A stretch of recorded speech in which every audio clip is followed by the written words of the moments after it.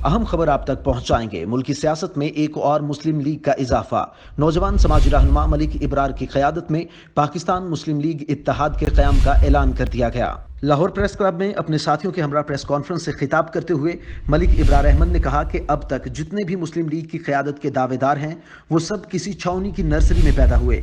अल्लाह की मेहरबानी से हम किसी नर्सरी में नहीं बल्कि समाजी खिदमत के जज्बा से यहाँ तक पहुँचे हैं।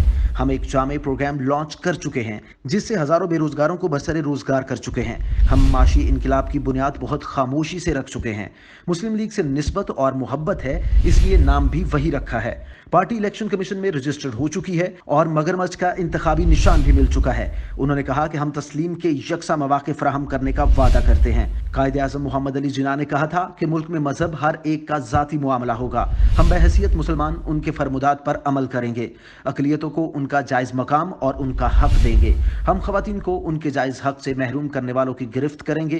तालीम और सेहत का बजट दिफा के बराबर लाएंगे। दिफा को मजीद मजबूत करेंगे। हमसायों के साथ अच्छे रवाबत रखेंगे। अक़वाम आलम से बरादरी की बुनियाद पर दोस्ताना ताल्लुक कायम करेंगे। कश्मीर और एटमी प्रोग्राम पर समझौता नहीं करेंगे।